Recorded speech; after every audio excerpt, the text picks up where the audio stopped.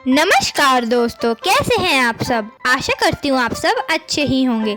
आज मैं आपको बुद्धा की एक कहानी सुनाऊंगी। मेरी कहानी का नाम है जिंदगी में अपनी सुनो, लोगों की नहीं। चलिए शुरू करते हैं। और हाँ, उससे पहले मेरी वीडियो को लाइक, चैनल को सब्सक्राइब और वीडियो को पूरी देखना मत भूलना। और मुझे कमेंट में ज़रूर बताना आपको वीडियो कैसी लगी। बिना किसी देरी के वीडियो शुरू करते हैं। तो कहानी है जिंदगी में अपनी सुनो, लोगों की नहीं। एक व्यक्ति अपने जीवन में बहुत कुछ करना चाहता था। उसने एक दिन अपने मित्रों से कहा, मैं एक व्यापार करना चाहता हूँ, तुम्हारी क्या राय है। मित्रों ने कहा, व्यापार करने के लिए योग्यता चाहिए। तुम्हारे परिवार में कभी किसी ने कोई व्यापार नहीं किया तो तुम कैसे कर सकते हो। बहुत धन की आवश्यकता होती है और धन लगाने के लिए दिमाग की आवश्यकता होती है। सौदा करने में बहुत सोच समझ की आवश्यकता होती है और यह तीनों ही तुम्हारे पास नहीं है। तुमने व्यापार भी कर लिया तो तुम बर्बाद हो जाओगे, तुम्हारा व्यापार डूब जाएगा, तुम नुकसान में रहोगे। यह सुनकर उस व्यक्ति ने व्यापार करने का इरादा त्याग दिया। फिर एक दिन वह मित्रों के पास आया और उसने कहा, तुम लोग सही कहते हो। मैंने बहुत विचार किया, तब मुझे पता चला कि मैं एक योद्धा बन सकता हूँ। इसलिए मैं राजा की सेना में सैनिक बनने जा रहा हूँ। मित्रों ने कहा, पागल, पहले अपने शरीर को तो देख, तू कहीं से योद्धा नहीं लगता। राजा तुझे अपनी सेना में भर्ती नहीं करेंगे बल्कि भगा देंगे। तो योद्धा बनने के लायक नहीं है। यह सुनकर उस व्यक्ति ने योद्धा बनने का इरादा भी त्याग दिया। उस व्यक्ति ने बहुत विचार किया और आखिरकार वह इस नतीजे पे पहुंचा कि वह एक किसान बनेगा। वह ज़मीन खरीदने के लिए निकल पड़ा। रास्ते में उसके मित्र उसे मिले। मित्रों ने पूछा, कहाँ जा रहे हो। उस व्यक्ति ने कहा, मैं एक ज़मीन खरीदने जा रहा हूँ। मैंने सोच लिया है कि मैं एक किसान बन सकता हूँ। मित्रों ने कहा, ज़रा सोच समझकर विचार करो। तुम्हारे घर में कभी किसी ने किसानी की है? तुम्हें पता नहीं है कि खेती कैसे की जाती है। तुम्हें बाजार का पता नहीं है। तुम्हें खेती करने में क्या क्या चाहिए क्या पता नहीं। और देखो, खेती करने में मेहनत बहुत लगती है। खेत जोतना पड़ता है। और क्या तुम्हारे पास इतने पैसे हैं कि तुम एक अच्छा खेत खरीद सको? छोटी ज़मीन लेकर तुम क्या कर लोगे? पहले धन तो इकट्ठा कर लो कि तुम अब अच्छी सी एक ज़मीन ले सको। और मान लो अब तुमने खेती की जगह लेकर तुमने खेती शुरू कर दी और तुम्हारी पहली फसल खराब हो जाए तो लोग क्या कहेंगे? तुम्हें बेवकूफ़ कहेंगे, मूर्ख कहेंगे। उस व्यक्ति को अपने मित्रों की बात सही लगी और रात भर सोचता रहा कि उसे क्या करना चाहिए। फिर अचानक उसके मन में एक ख्याल आया कि उसे अपने मित्रों से ही पूछना चाहिए कि मैं क्या बन सकता हूँ। वह अगले दिन अपने मित्रों के पास गया और मित्रों से पूछा, मुझे क्या करना चाहिए, अब तुम ही बता दो।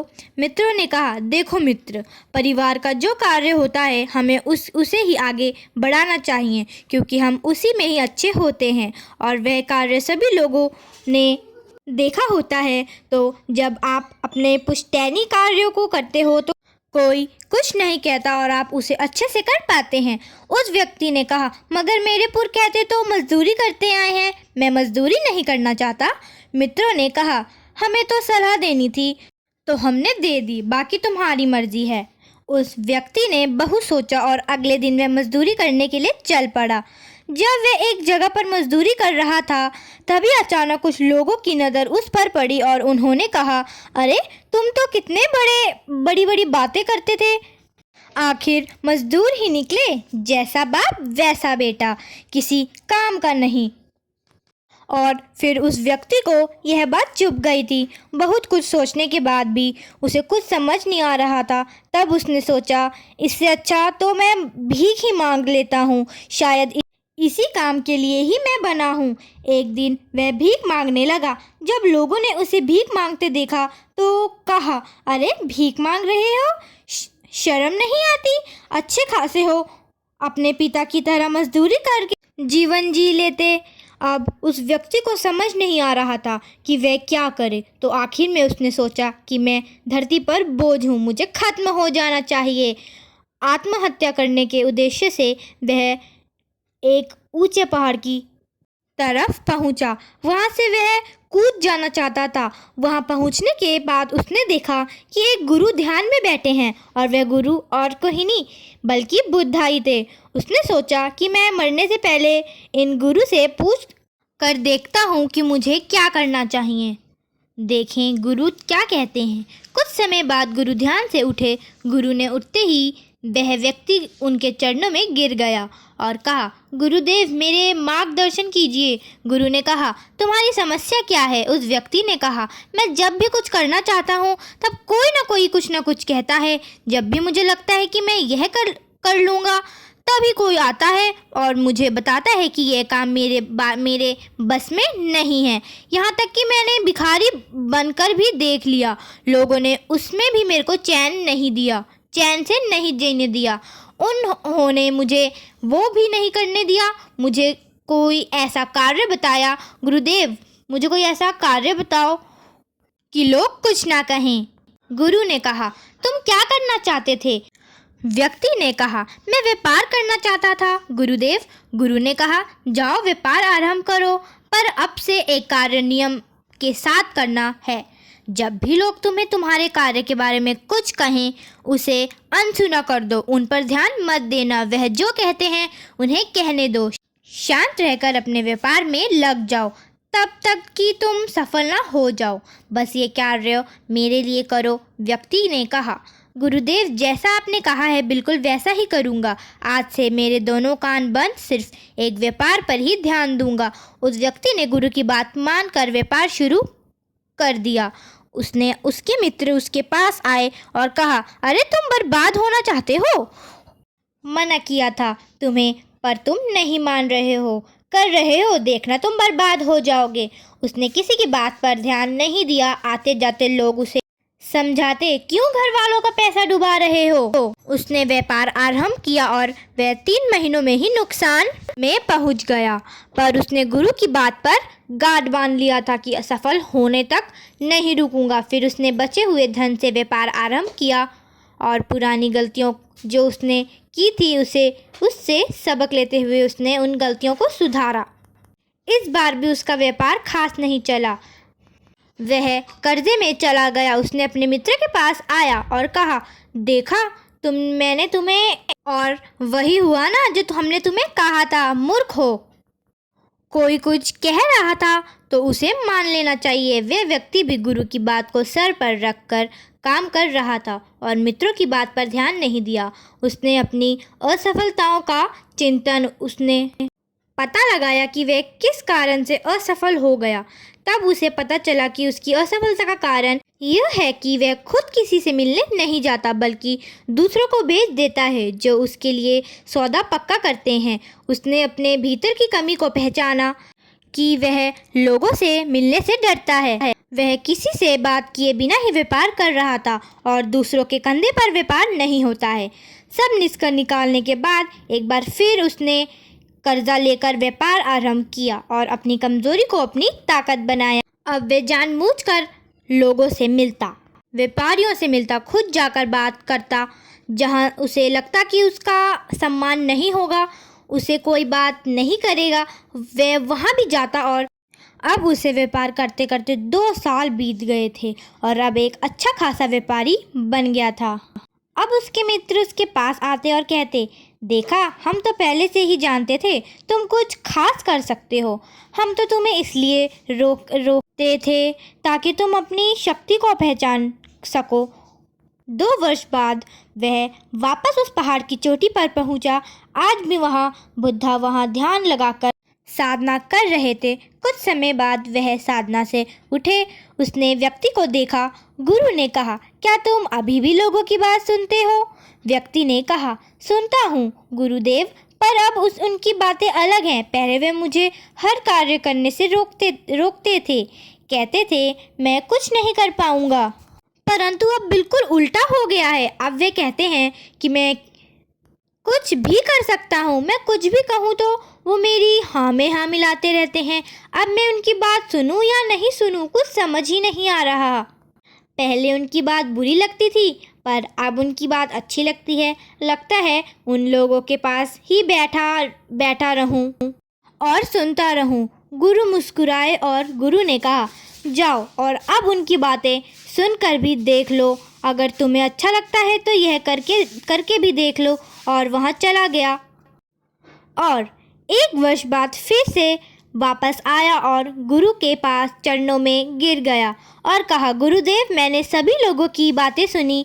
उनकी बातें बड़ी अच्छी थी और काम की भी। मैंने भी उनके कहे अनुसार काम किया, पर मेरा व्यापार नुकसान में चला गया। अब जब मैं कर्जे में डूब गया हूँ तो प्रशंसा करने वाले लोग फिर से मुझे मूर्ख कहने लगे हैं। गुरु मुस्कुराए और कहने लगे, वास्तव में हम सब यही तो गलती करते हैं। हम अपने लिए नहीं जीते, हम लोगों के लिए जीने लगते हैं। लोगों को जो अच्छा लगे वही करते हैं, क्योंकि जब उन्हें अच्छा लगेगा तभी तो हमें अच्छा लगेगा, तभी तो वो हमारी प्रशंसा करेंगे, अहंकार में वृद्धि करेंगे। पहले जिनकी बात तुम्हें बुरी लगती थी क्योंकि वह तुम्हें रोकते थे, तब भी उन्हें सुनते थे, और तुम उन्हें तब भी सुनते हो जब तुम सफल हो जाते हो, क्योंकि तब तुम्हें उनकी बातें अच्छी लगती हैं। जबकि ये लोग ना पहले तुम्हारे थे ना अब तुम्हारे हैं। यह समय देखकर बदल जाने वाले लोग हैं। व्यक्ति ने कहा, तो गुरुदेव किसकी सुननी चाहिए? गुरु ने कहा, पहले तो तुम अपनी सुनो, फिर किसी बुद्ध पुरुष की बात को सुनो। तुमने पहले लोगों की बात सुनी और तुम कुछ ना कर सके। तुमने मेरी बात सुनी और जो करना चाहते थे वह किया। तुमने फिर लोगों की बात सुनी और सब बर्बाद कर दिया, और फिर से मेरी बात सुनी। व्यक्ति ने कहा, जल्दी बताइए गुरुदेव, आप जो कहेंगे मैं अब वही करूँगा। बुद्धा ने कहा, कोई भी कार्य इसलिए मत छोड़ो कि लोग कुछ कहते हैं या लोग क्या कहेंगे। लोग प्रशंसा करेंगे और तुम करना चाहोगे। अपनी समझ से करो और अंतिम प्रयास तक करो। कोई बुद्ध पुरुष की बात हमेशा सुनो। उस व्यक्ति को अपनी गलती समझ आ गई। वह गुरु को प्रणाम करा और वहाँ से चला गया और अपनी गलती उसने सुधार भी ली। हम में से ज़्यादा लोग इसलिए सफल नहीं होते क्योंकि वे हमेशा दूसरों के डर से जीते हैं। और वह डर क्या है? वह डर है कि लोग क्या कहेंगे। लोग कभी कुछ नहीं कहते, तुम ही सुना चाहते हो कि वे क्या कह रहे हैं, इसलिए तुम्हें अलग अलग तरह की बातें सुनाई देती हैं। तुम अपने हिसाब से लोगों की बात सुन लेते हो। कभी देखा, जब तुम कोई कार्य नहीं करना होता है और मन में उस कार्य करने का बोझ होता है, तब तुम ऐसे लोगों को खोज लेते हो जो उस कार्य की बुराई करें और कहें कि मत कर, और तुम कहो कि मैं करना चाहता हूँ और वे कहें ना करो, फिर तुम उसे ना करो। इसलिए क्या कहेंगे लोग, ये बात केवल उन्हीं को परेशान करती है जो कमज़ोर होते हैं। जो मजबूत होते हैं इरादे से वे अपनी ही बात सुनते हैं, और वे क्या हैं? वे हैं, हाँ मुझे करना है, मैं ये कर सकता हूँ, केवल मैं ही। तो इस कहानी से हमें ये शिक्षा लेनी चाहिए कि हमें कभी भी कमज़ोर नहीं होना चाहिए। लोग क्या कहेंगे हमें कभी ये नहीं सोचना चाहिए। हमें अपने दम पर आगे बढ़ना चाहिए और फिर कभी पीछे मुड़ के दोबारा नहीं देखना चाहिए। और एक और बात, तब तक मेहनत करो तब तक आपको उसका फल ना मिल जाए। कभी हार मत मानना और आगे बढ़ते जाना। Stay positive, work hard and make it happen. Dream big, stay positive, work hard and enjoy the journey. Last but not the least, stay positive, work hard and make it happen. Thank you. Don't forget to subscribe, like and share my YouTube channel. Stay tuned. I will be in the next video. Thanks for watching. Bye bye.